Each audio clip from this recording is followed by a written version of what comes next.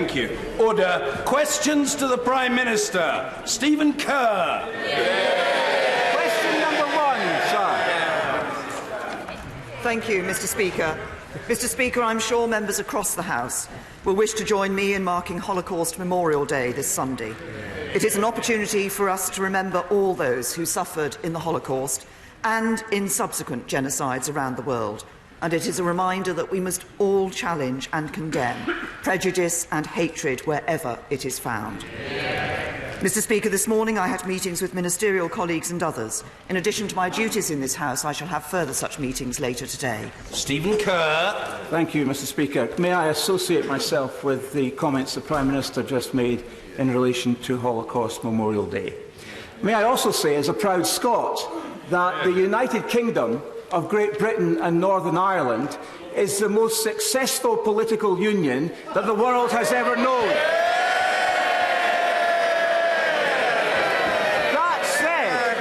That said, does the Prime Minister agree with me that when Nicola Sturgeon demands a second independence referendum, only 4 years after we had the last one, that the UK government should side with the majority of the people of Scotland and firmly tell her no?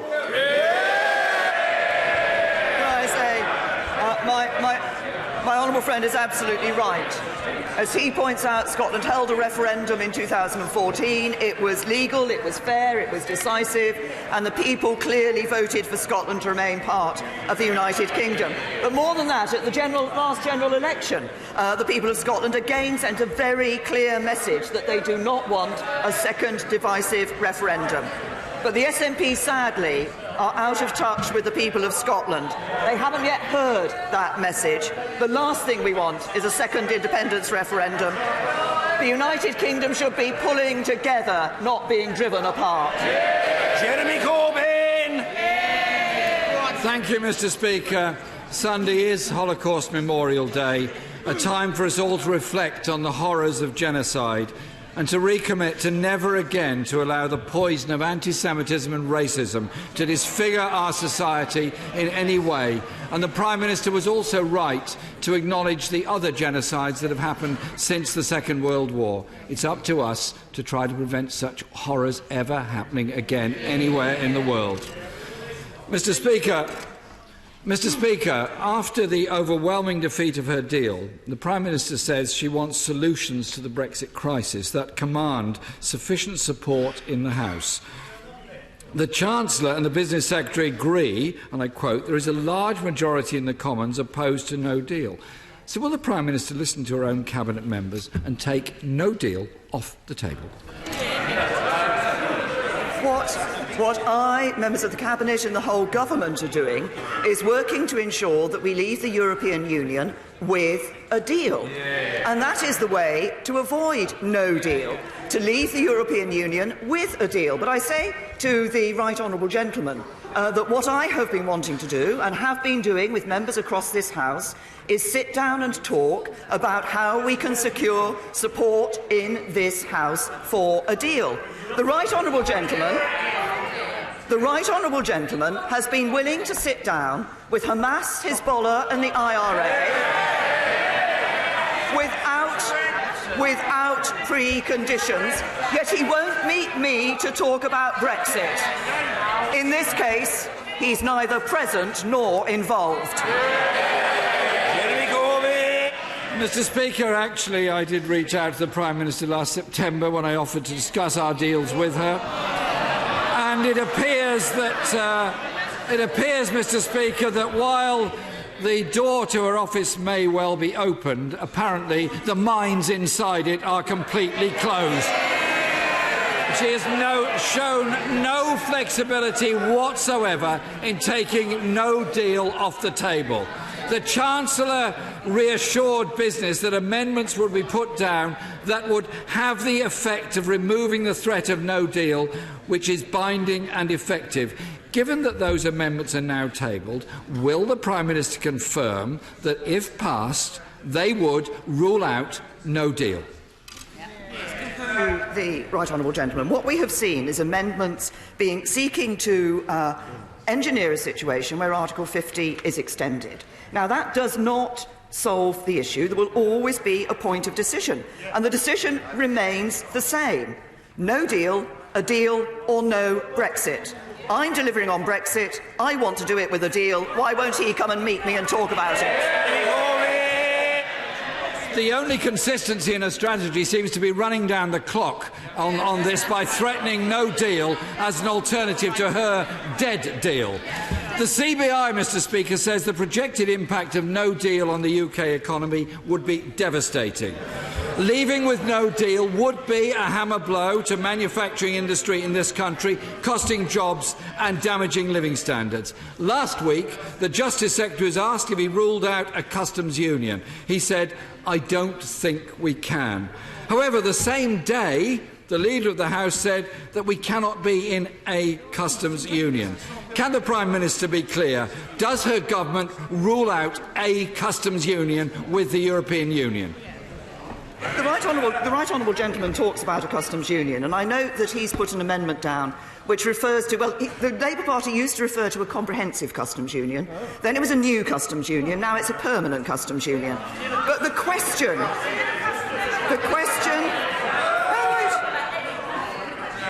I'm happy to sit down and talk to him about what he means by that. Does he mean accepting the common external tariff? Does he mean accepting the common commercial policy? Does he mean accepting the Union Customs Code? Does he mean accepting EU state aid rules? If he won't talk about it, there's only one conclusion. He hasn't got a clue. Mr Speaker, my question was, does the Prime Minister rule in or rule out a customs union? It's not complicated. She could have said yes, she could have said no. Mr Speaker, it's a key part of what Labour is putting forward, and it's backed by the TUC, representing millions of workers, by the CBI, representing thousands of businesses. It's backed by the First Ministers of Wales and Scotland, and indeed by many members of her own party, including apparently her own Chief of Staff. So can the Prime Minister explain why is she ruling out a customs union as a solution to the crisis? She could, for once, actually answer the question. Perhaps I can try to help the right honourable gentleman here, because I think when many people talk about a customs union, what they want to ensure is that businesses can export to the EU without facing tariffs, quotas or rules of origin checks. Now, I agree, and the deal we negotiated delivers just that. But it also allows us to have an independent trade policy and do our own trade deals with the rest of the world. The benefits of a customs union and the benefits of our own trade policy. Mr Speaker, the International Trade Secretary promised 40 trade agreements the second after Brexit. And this morning he couldn't name a single one. His own business minister said he was not impressed by sham trade agreements and not prepared to sell business down the river for other people's political dogma. So why is the Prime Minister prepared to sell people's jobs and living standards down the river rather than negotiate a customs union that would be part of a sensible deal for the future? The deal that we negotiated did protect jobs, and it was rejected by this House. There are some specific issues. There are some specific issues that members across this House have raised in relation to that deal, and we work on those. We've already responded on a number of issues, on parliamentary involvement, on workers' rights, on citizens' rights, as a result of the conversations that we've had with members of this House. But what we want to ensure is that we get a deal that does protect jobs. But the right honourable gentleman is doing exactly what he always does. He just stands up, uses these phrases, and the honest answer is I don't think he knows what those phrases mean and what the implications of those phrases are. We will be protecting jobs in the UK with a good trade relationship with the European Union and enhancing and increasing jobs in the UK. And by the way, I see the right honourable gentleman hasn't referred to the employment figures this week, where we see employment up in this country as a result of this government. Mr. Speaker, what the Prime Minister clearly didn't have time to mention was the rising levels of in-work poverty, personal debt and the problems people face in surviving at work. Mr. Speaker, the door of office might be open, but the minds are closed and the Prime Minister is clearly not listening. Mr. Speaker. Order. People making an extraordinary noise from a sedentary position haven't got the slightest prospect of being called to ask a question unless they're on the paper. If they realise that and recognise their own folly. Jeremy Corbyn. Thank you, Mr. Speaker. Across the country, people are worried about public services, their living standards and rising levels of personal debt. While a third of her government are at the Billionaires' Jamboree in Davos, she says she's listening, but rules out changes on the two issues where there might be a majority: against no deal and for a customs union, part of Labour's sensible Brexit alternative. If the Prime Minister is serious about finding a solution, which of her red lines is she prepared to abandon? Could she name a single one? Can I say to the right honourable gentleman, he makes claims about mines being closed, he asks about red lines. Why doesn't he just come and talk about it? And he talks about people up and down this country. He talks about people up and down this country and what they're seeing. Well, let me tell him what we've just seen this week. Borrowing this year at its lowest level for 16 years. The IMF saying that we'll grow faster than Germany, Italy and Japan this year. UN figures showing foreign direct investment in the UK up last year. Employment rate up, number of people in work up, wages up. And the biggest threat to all of that would be a Labour government. Tracey! Thank you, Mr. Speaker. North Warwickshire and Bedworth voted overwhelmingly to leave the EU in 2016, and from the many conversations I've had with constituents since then, if they were asked again, I'm in absolutely no doubt they would vote the same way again. So does the Prime Minister agree with me that there's no credibility at all for a second referendum, and actually what our constituents want to see is this Parliament doing what it promised it would by honouring the referendum result, which, as the benches opposite seem to have forgotten, was to leave the EU. My honourable friend is absolutely right. And not just he and I and all members of the Conservative Party here in this House, but members of the Labour Party in this House stood on a manifesto to respect the result of the referendum and to leave the European Union. I've set out on a number of occasions my concern about returning to the British people in a second referendum. I think people gave that clear message. We asked them to make the choice, they made the choice, and we should deliver on it. Ian Blackford. Thank you, Mr. Speaker. Can I join with the Prime Minister in marking Holocaust Memorial Day? It is important that we reflect on the inhumanity of man to man that took place both at that time and, of course, subsequently, most recently with the Rohingya people. More has to be done to eradicate the risk that peoples throughout the world suffer from genocide. Well said, Ian. Mr. Speaker, last November the Government published an economic analysis of Brexit. It looked at 4 scenarios, but it didn't include the Prime Minister's deal.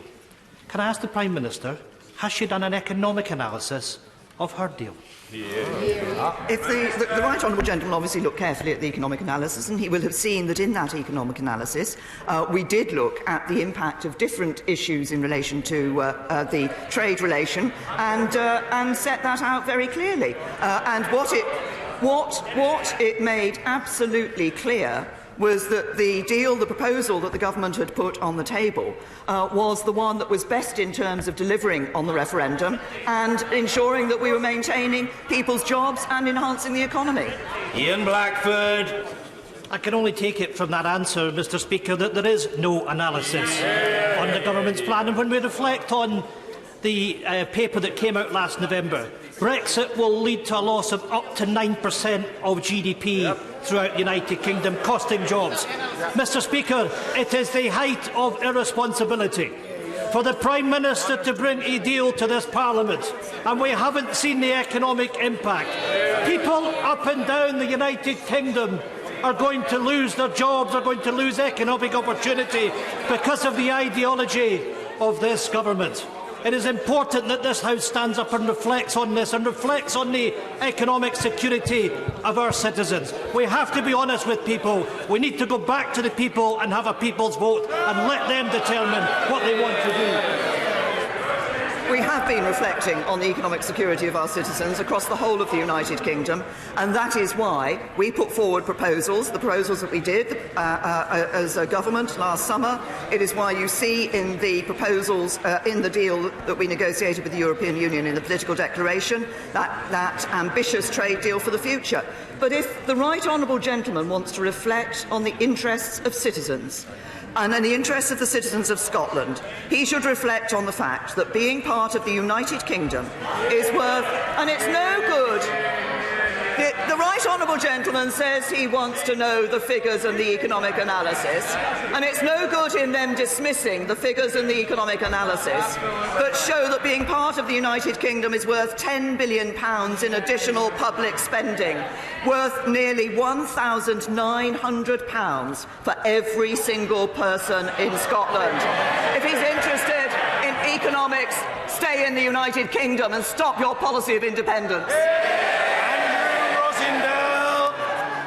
Mr Speaker, I can tell the Prime Minister that the people of Romford remain rock solid for leaving the European Union on the 29th of March. They don't want an extension of Article 50. They don't want another referendum. They want out. Yes. Deal or no deal, will the Prime Minister assure the House that she will deliver on the biggest vote of the British people in history, come what may? Can I say to my honourable friend, he's absolutely right, that what we see is, in relation to this date, is actually, this is not just an arbitrary date.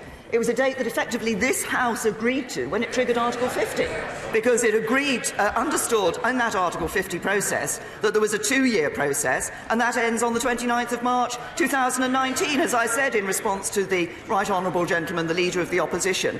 Extending Article 50, I don't believe, resolves any issues, because at some point, members of this House have to decide whether they want to have a no-deal situation, agree a deal, or have no Brexit. Andrew Hendry. My constituent, Dennis Omondi, is a British citizen.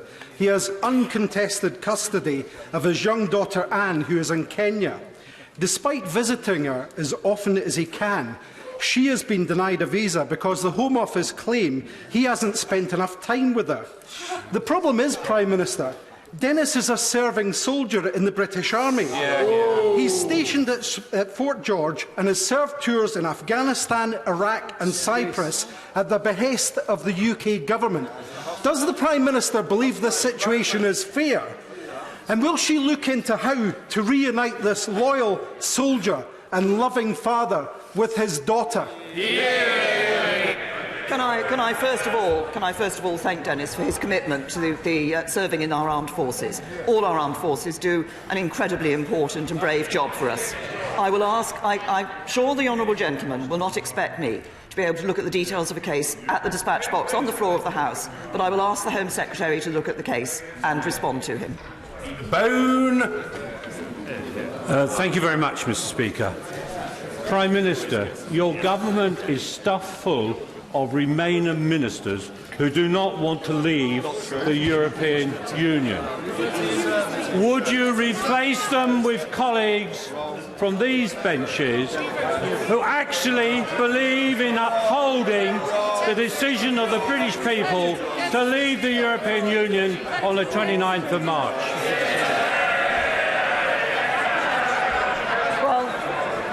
I've heard some job applications in my time, but that was quite an interesting one, I say to my honourable friend.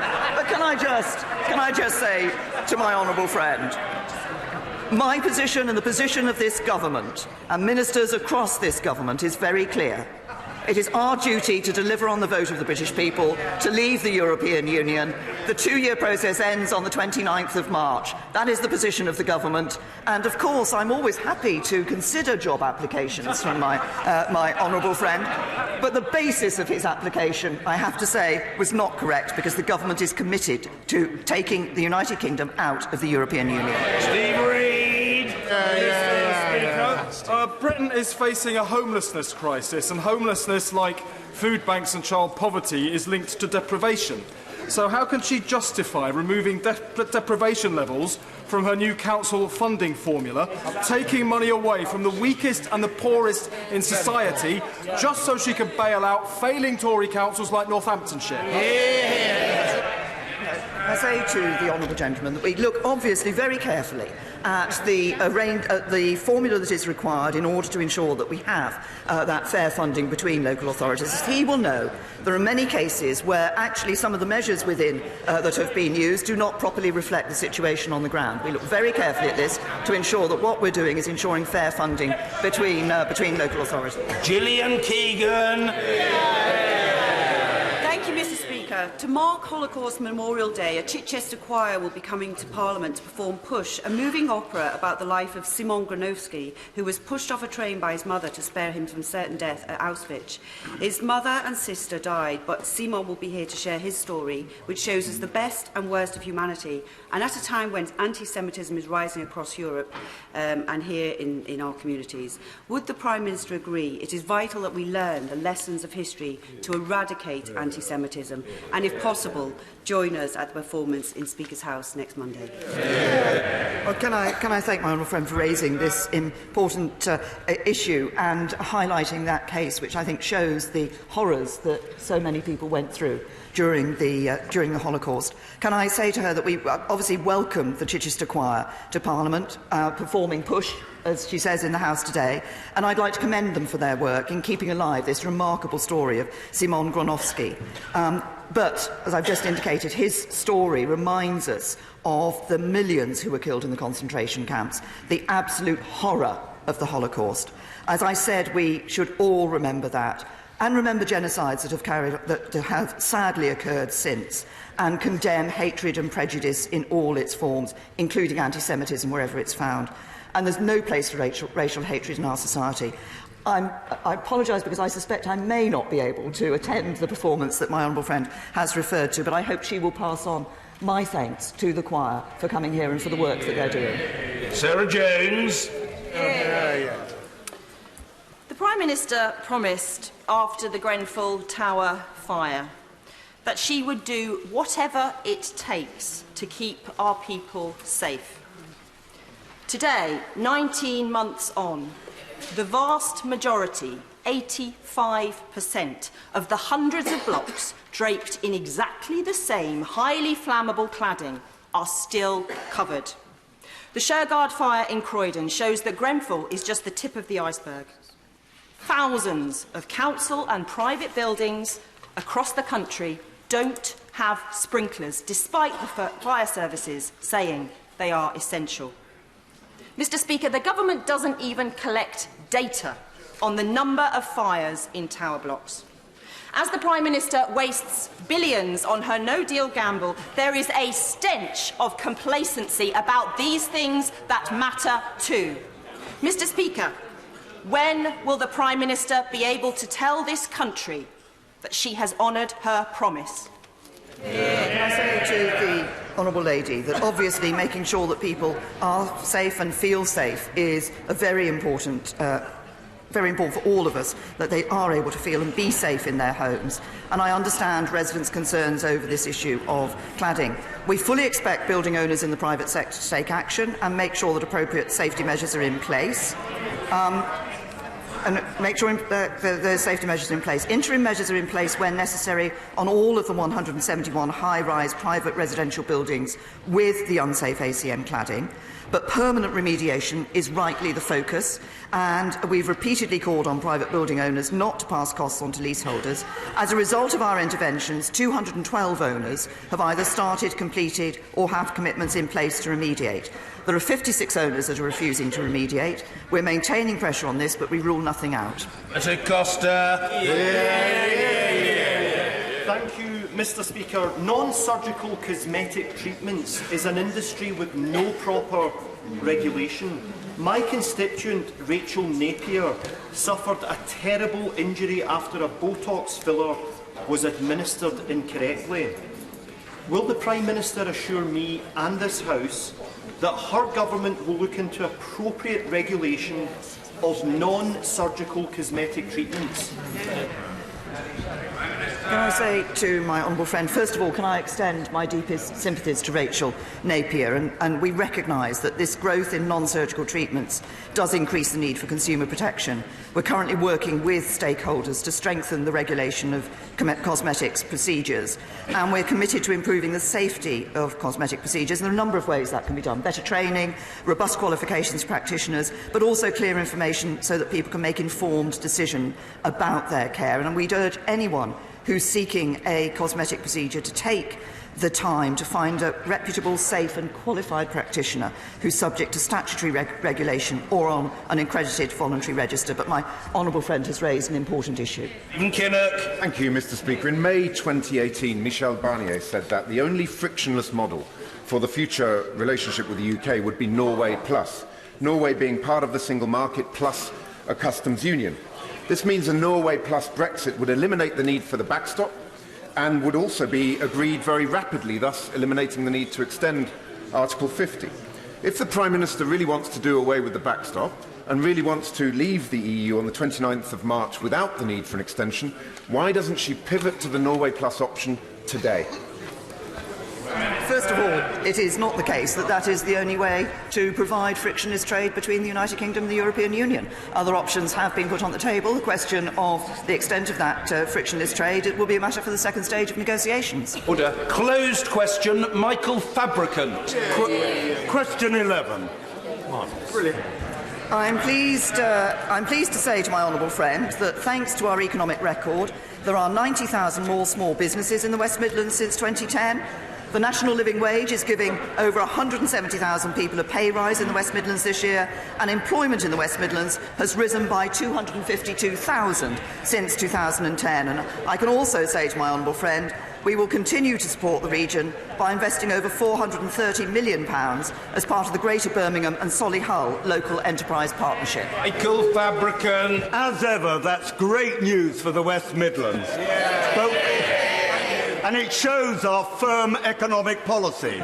But now, will my right honourable friend welcome the new Birmingham Airport Master Plan, which addresses its growth in services for businessmen and holiday makers for the West Midlands? And will she commit the government to work with the airport to help it expand its long-haul route network, which is so important for businesses of Lichfield and our holiday makers and beyond? Well, certainly we are supporting airports beyond Heathrow, such as Birmingham, to make the best use of their existing runways. I'm happy to welcome Birmingham's decision to publish this master plan, because I understand, as my honourable friend has referred to, that it does aim to attract new long-haul routes, in addition to the routes that it already runs. But we're also committed to improving access to Birmingham Airport, and of course, for example, by 2026, the airport will be served by HS2, significantly reducing journey times to London and dramatically increasing the catchment area of the airport. Clwyd. Thank you, Mr. Speaker. Prime Minister, even though Brexit is turning out to be very different from what voters were promised by the Leave campaign, are you now effectively saying to voters, in opposing a people's vote, that they had their say 3 years ago and must just put up and shut up?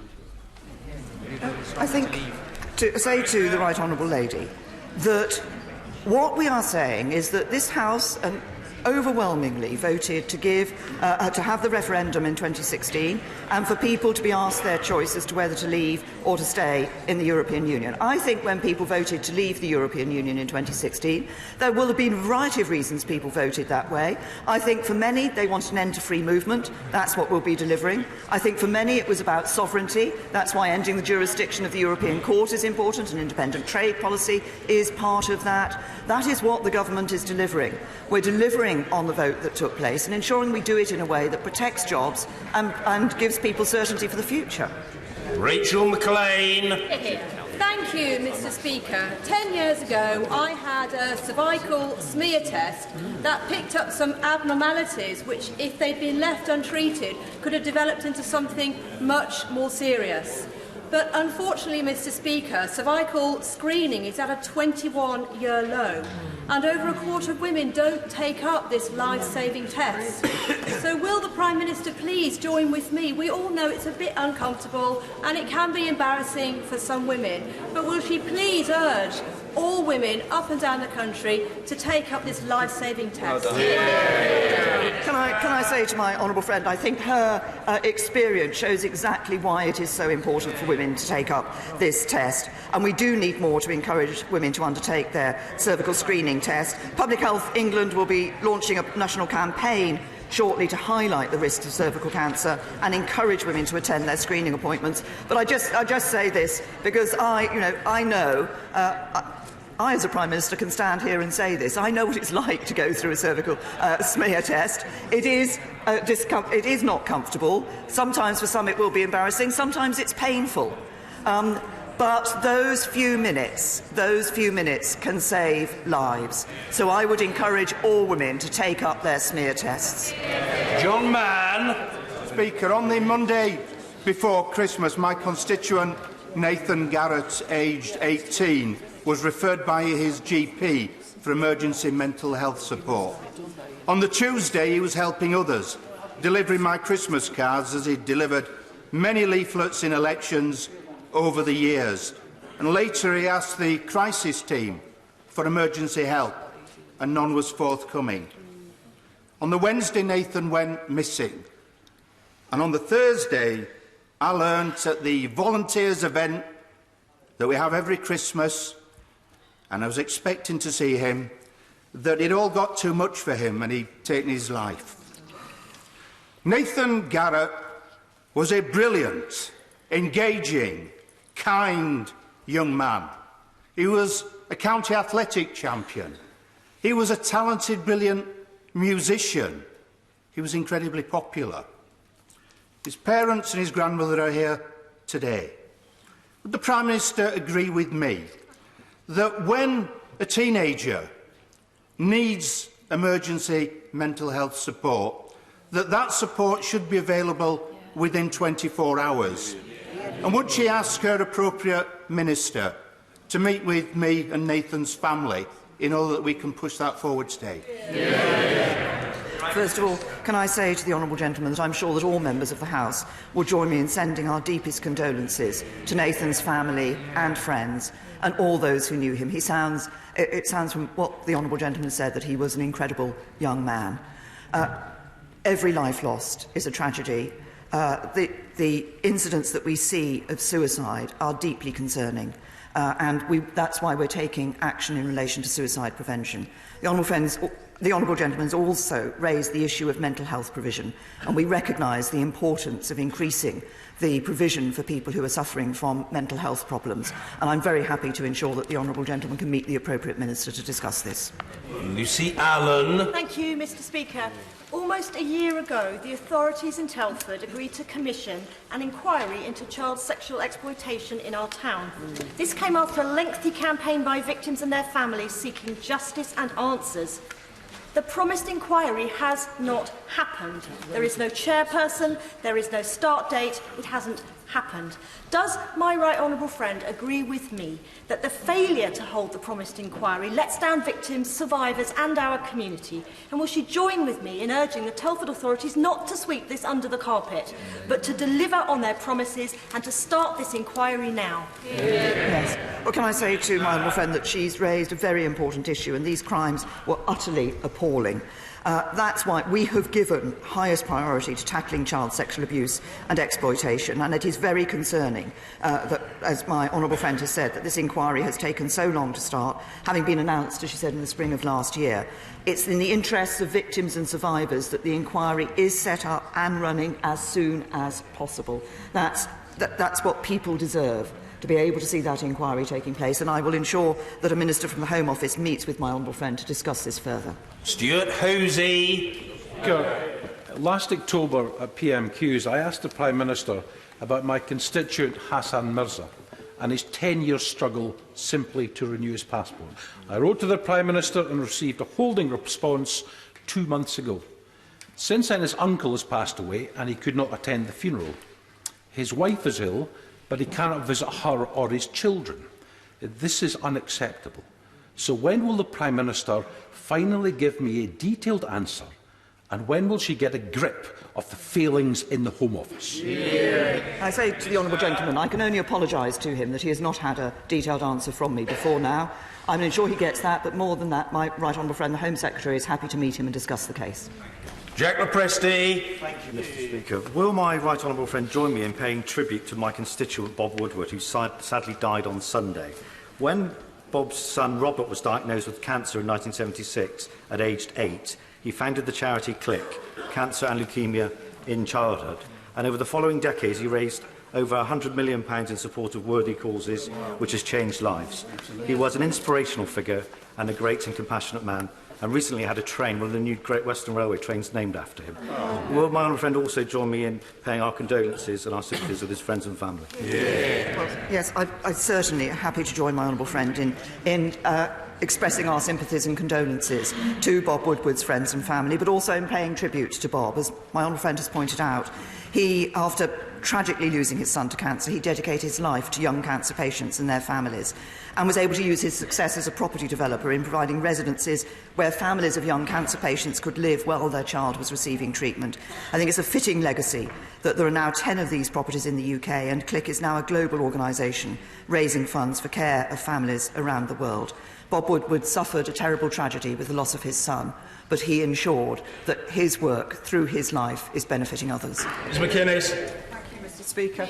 This morning I received a letter from Santander saying that they're closing the branch in Middleton and suggesting that my constituents should avail themselves of banking services at Middleton Post Office, which in its turn is being franchised into the back of W.H. Smith's. So can the Prime Minister say what her policy is for our high streets other than just manage decline? I say to the obviously individual banks take commercial decisions. It sounds as if there will be still post office services available in the high street that the honourable lady has referred to, but we are concerned about the helping to manage our high streets and ensuring that we do have those good high streets for the future. That's why in the budget the Chancellor announced funding which is available to local authorities to work on them for plans for their high streets. James Gray. Thank you, Mr. Speaker. Will the Prime Minister join me in reassuring the people of North Wiltshire and indeed the nation that, despite their announcement yesterday that they're to move their corporate headquarters and 2 senior executives to Singapore,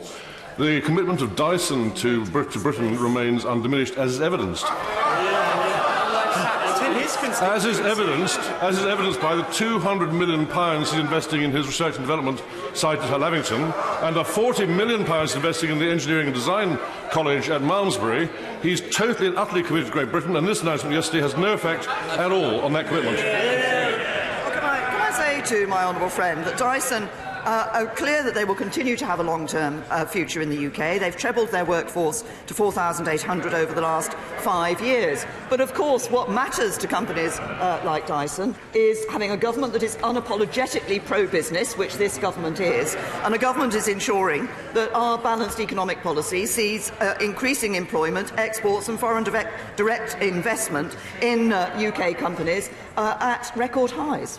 Tim Farron. Speaker, may I wish you, the Prime Minister and everybody here a very happy Cumbria Day. There is a vast array of produce available. Beer from Kirby Lonsdale, relish from Hawkshead, delish pies, tea and coffee from Pennington's. All the stuff she might need for a packed lunch if she's considering a walking holiday anytime soon. Could I remind her, of course, that Cumbria contains, after London, Britain's biggest tourist destination, but today Cumbria has come to London. Can I invite her and indeed everybody else here to come and join us in the Jubilee Room straight after PMQ to sample the best of Cumbria? It is a sort of one-man tourist board. We're grateful to him. The Prime Minister. Can I say to the right honourable gentleman that he has done a good job in promoting the benefits of Cumbria, which I'm sure will be joined by my honourable friends and others across this House. I thank him for listing the very many items I might want to put in my packed lunch when I go on a walking holiday.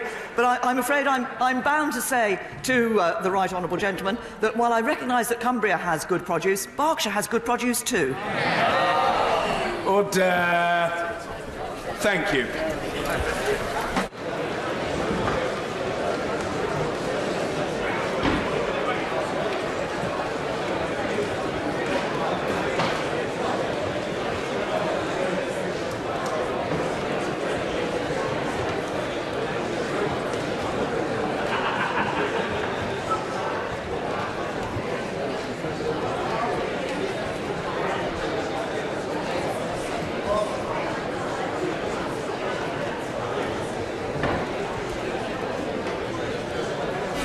Order.